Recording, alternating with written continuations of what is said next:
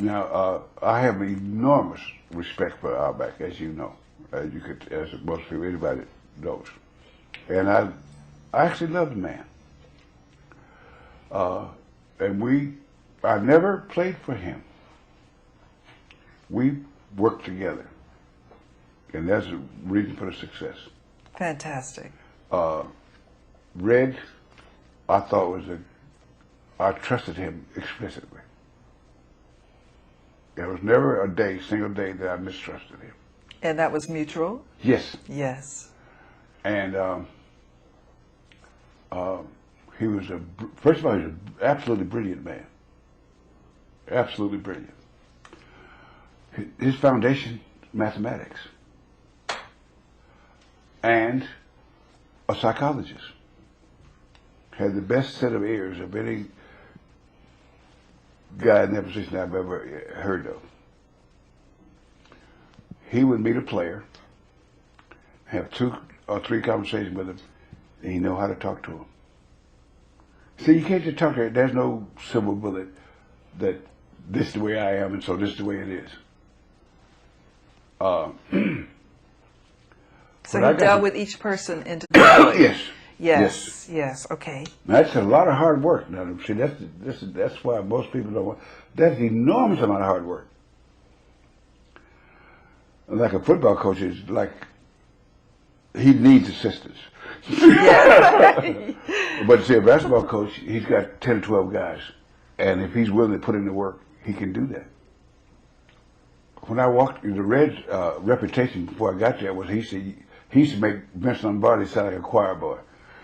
He rant and raved and cussed and yelled, and so the first day I walked in the locker room, Hanson told me later, he says, "You know what? I don't think Red's going to be yelling at him."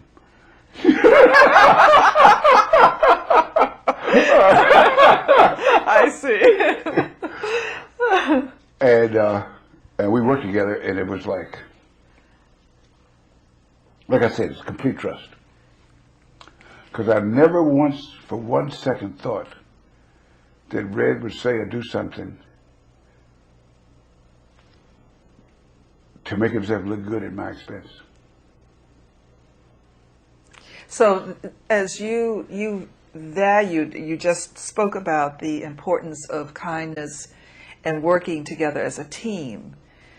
This was what Mr. Auerbach also valued? Yes. The team spirit, the Yes. teamwork. His take was team game. Uh-huh. The only thing important is team score. And it doesn't make any difference who does what or what they accomplish. Like I was telling the rookies this year that, guys will have all these great numbers. Those numbers are only important if they are acquired within the framework of team. There has been this huge misconception about the racial issue with the Boston teams. And there were, except with the Celtics. The Celtics were a progressive unit in a sea. In other words, it was a blue state in a red sea.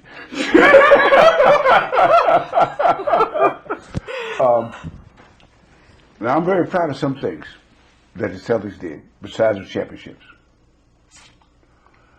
Celtics were the first team to draft a black player, period. Period.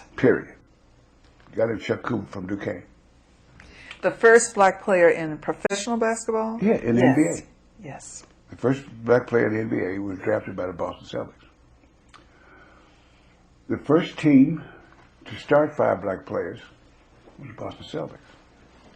You were one of the 5. Yes. Yes. The first team to hire a black coach was the Boston Celtics.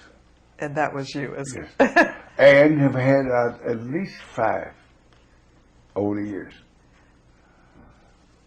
And so the guy that owned the Celtics was another one of the fine, good, and decent human beings that I've ever encountered. When they drafted Chuck Cooper and he came into Boston to sign his contract, Walter Brown, the owner of the team, walked up to him and said, "Mr. Cooper, the Boston Celtics will never embarrass you." Oh,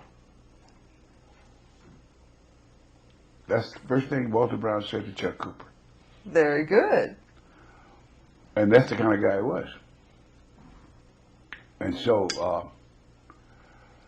the Celtics, all we looked for was, can he play? That was it. Can he play? That's it. And what we would do is he trusted all his players. So, like, when he made a coaching decision, he would talk, he consulted. He talked to Cousy, he talked to me, he talked to Sherman, he talked to Sam, he talked to all of us. What do you think?